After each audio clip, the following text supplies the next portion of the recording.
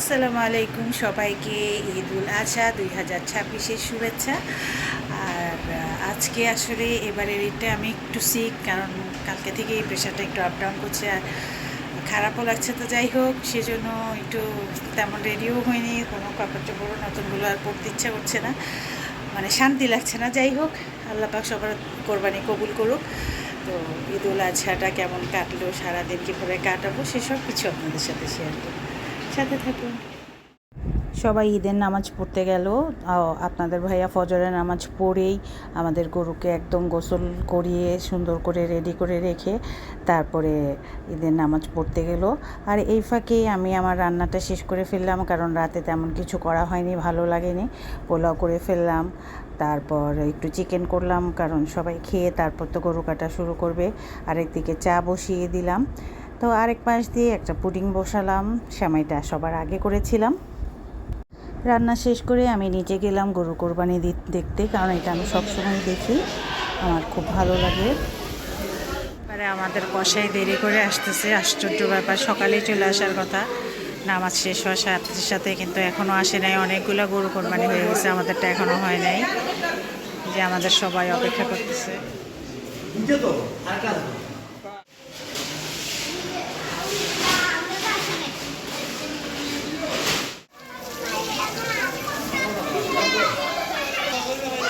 এতক্ষণে সে আসছে, কোথায় সে বাসার কাছের কষাই ঠিক করছে, সে জেএসি থেকে আসতেছে এতক্ষণে।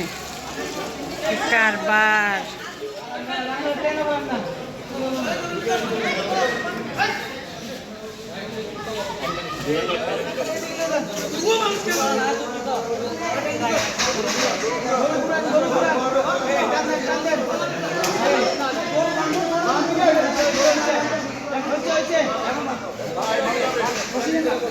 আসো, ওর ওর কোরবানি আল্লাহ বেশি কবুল করবে, কারণ ও গরুর জন্য ভালোবেসে কান্না করতেছে। থাক, প্রতিবার নাফি কান্না করে গরু জবাই হয়ে গেলে। আসো, পানি দিচ্ছি, খাওয়া দিব, আসো, বসো বসো। গরু জবাই দিয়ে তারপরে সবাই এসে নাস্তা করবে, সেই জন্য আমি আগেই সব রেডি করে রাখলাম। তো ওরা সবাই এসে নাস্তা করে তারপরে আবার নিচে গেল।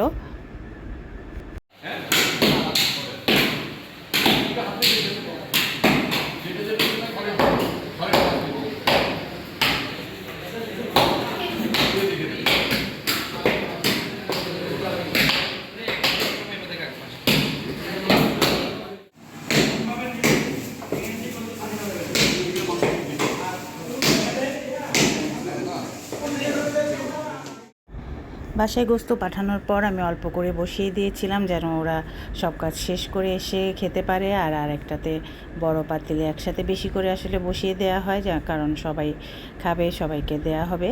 তো যাই হোক, এমনি আলাদা করে তো যাকে যাকে দেওয়ার সেগুলো আলাদাই দিয়ে দেয়া হয়।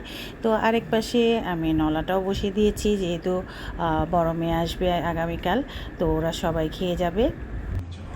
বিকেলের থেকে আমার ছোটো মেয়ের হাজব্যান্ড রকি ও আসলো ওদের বাসা থেকে, কারণ ও তো ওখানে ছিল।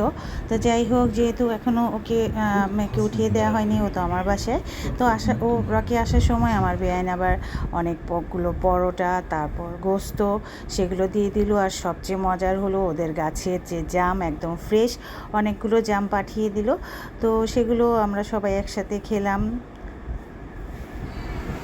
সন্ধ্যার নাস্তা শেষ করে আমি কিমা টুনা মাংস রেডি করে রেখেছিলাম, তো সেগুলো নিয়ে বসলাম, কারণ কাজের তো আসলে মেয়েদের শেষ থাকে না, একটার পর একটা চলতে থাকে। তো মোটামুটি যে কয়েকটা হলো সেগুলো করে ডিপে রেখে দিলাম, কারণ কালকে হয়তো সবাই আসবে আমার বাসায়, যেহেতু বড় মেয়ে আসবে, আমার সোনপুনটা আসবে। তো এই তো এভাবেই আমার 2026-এর ঈদুল আজহা কাটলো, আলহামদুলিল্লাহ। তো সবাই ভালো থাকবেন, কেমন কাটলো অবশ্যই জানাবেন, আর দোয়া করবেন আল্লাহ পাক যেন আমাদেরকে আগামী আর একটা কোরবানি করার তৌফিক দান করেন। সে পর্যন্ত সবাই ভালো থাকবেন, আল্লাহ হাফিজ।